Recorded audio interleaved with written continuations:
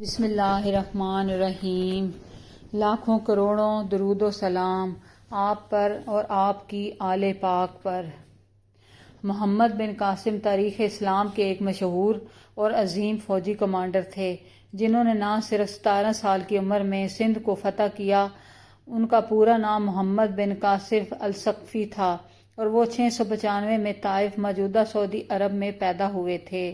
ان کے والد قاسم بن یوسف کا انتقال ان کے بچپن میں ہی ہو گیا تھا اور ان کی پرورش ان کے چچا حجاج بن یوسف نے کی، جو کہ خلافت اموی کے مشہور حکمران اور گورنر تھے۔ حجاج بن یوسف نے ہی محمد بن قاسم کو فوجی تربیت دی اور ان کی صلاحیتوں کو نکھارا۔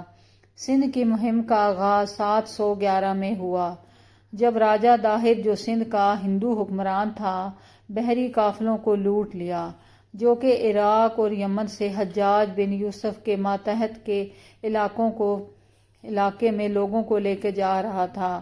حجاج بن یوسف نے راجہ داہر کو اس لیے خط لکھا اور قافلوں کی واپسی کا مطالبہ کیا، لیکن راجہ داہر نے اس مطالبے کو رد کر دیا۔ حجاج بن یوسف نے خلیفہ ولید بن عبد المالک کی اجازت سے محمد بن قاسم کو سندھ فتح کرنے کے لیے روانہ کیا۔ محمد بن قاسم اپنی افواج کے ساتھ دیبل، موجودہ کراچی کے قریب پہنچے اور وہاں موجودہ قلعے کو فتح کیا۔ اس کے بعد انہوں نے ہٹوارہ، سویستان، نیرون کوٹ، موجودہ حیدرآباد اور اہم قلعوں کو ایک ایک بعد فتح کیا۔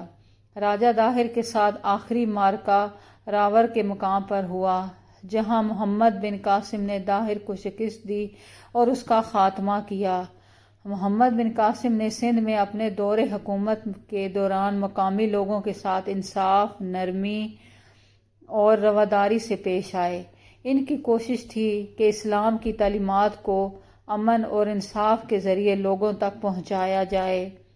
محمد بن قاسم کی فتوحات کے بعد سندھ میں اسلامی حکومت قائم ہو گئی اور یہاں لوگوں نے اسلام قبول کرنا شروع کر دیا، تاکہ بعد میں خلیفہ سلیمان بن عبد المالک کا دور آیا تو محمد بن قاسم کو گرفتار کر لیا گیا اور عراق واپس بلا لیا گیا۔ محمد بن قاسم کا بچپن طائف میں گزرا۔ ان کا تعلق ثقفی قبیلے سے تھا، جو اس وقت کے عرب معاشرے میں ایک مشہور اور محترم قبیلہ تھا۔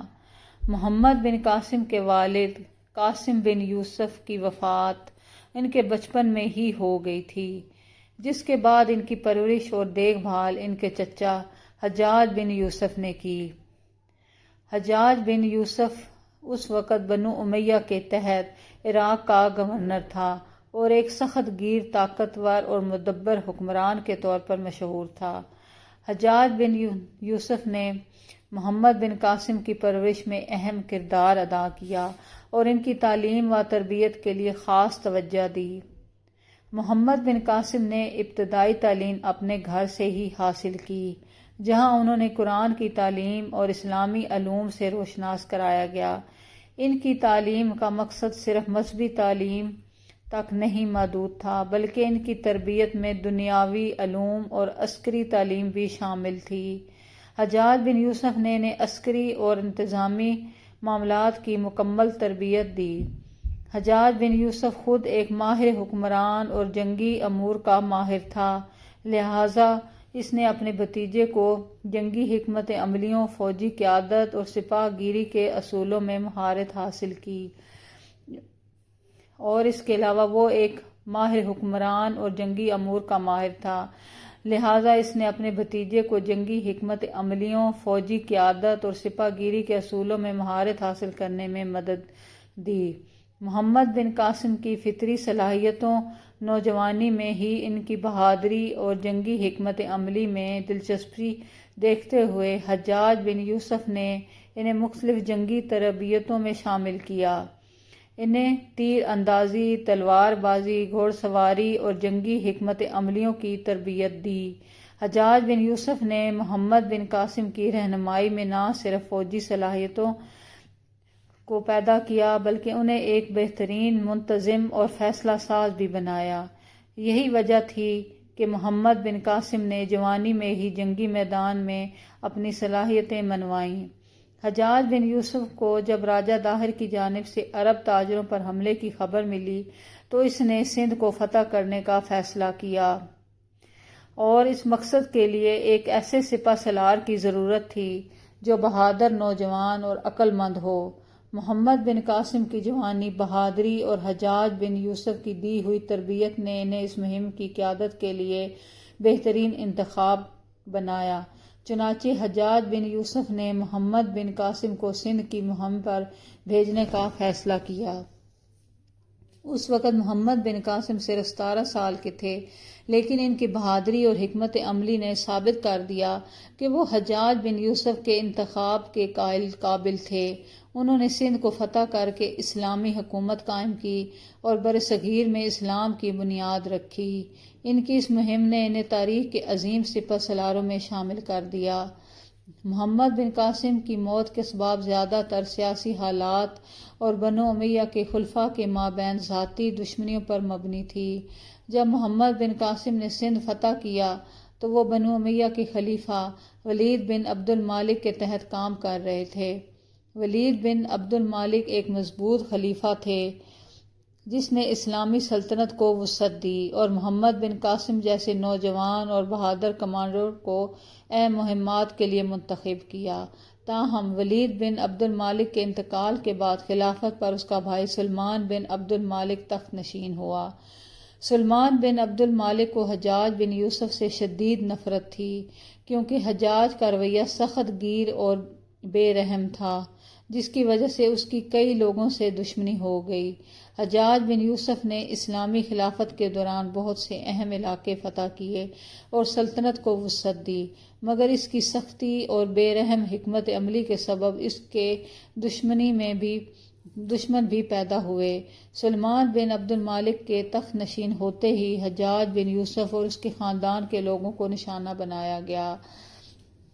محمد بن قاسم بھی سلمان بن عبد المالک کی جانب سے حجاج بن یوسف کا قریبی ہونے کے سبب سزا کا سامنا کرنا پڑا۔ حالانکہ محمد بن قاسم نے سندھ میں اسلامی حکومت قائم کی تھی اور اپنی فتوحات سے خلافت کی توسیع کی تھی، مگر سلیمان نے انہیں حجاج کے رشتہ دار ہونے کی بنیاد پر مورد الزام ٹھہرایا۔ سلمان بن عبد المالک نے محمد بن قاسم کو سندھ سے واپس بلا لیا اور انہیں گرفتار کرنے کا حکم دیا۔ محمد بن قاسم کو عراق واپس بھیج دیا گیا، جہاں انہیں قید میں ڈال دیا گیا۔ وہاں پر انہیں شدید جسمانی اذیتیں دی گئیں۔ بعض روایات کے مطابق انہیں زنجیروں میں جکڑا گیا، قید خانے میں طرح طرح کی مشکلات کا سامنا کرنا پڑا۔ قید کے دوران محمد بن قاسم کو مسلسل تشدد کا نشانہ بنایا گیا، جس سے ان کی صحت زیادہ بگڑ گئی اور ان کے حوصلے بلند تھے، مگر قید کے سخت حالات اور اذیت کی وجہ سے وہ جانبر نہ ہو سکے اور 715 میں محض 20 سال کی عمر میں ان کی موت واقع ہو گئی۔ بعض مورخین کے مطابق انہیں قتل کر دیا گیا، جبکہ بعض کا کہنا ہے کہ قید میں اذیتوں کے سبب ان کا انتقال ہوا۔ محمد بن قاسم کی موت ان کی فتوحات کے بعد ایک المناک انجام تھا، مگر ان کی فتوحات نے سندھ میں اسلام کی بنیاد رکھی تھی۔ ان کی جوانی، بہادری اور انصاف پسندی نے انہیں عوام میں مقبول بنایا۔ آج بھی انہیں اسلامی تاریخ میں ایک عظیم مجاہد اور فاتح کے طور پر یاد کیا جاتا ہے۔ ان کی موت نے اسلامی خلافت میں پیدا ہونے والی سیاسی اور ذاتی انتقامی رجحانات کو بھی واضح کیا، جس سے اسلامی حکومت کو بہت نقصان پہنچا۔ اگر آپ کو ہماری ویڈیو پسند آئے تو اس کو لائک، شیئر اور کمنٹ کریں، اور ایسی ہی ویڈیو دیکھنے کے لیے ہمارے چینل کو سبسکرائب کریں۔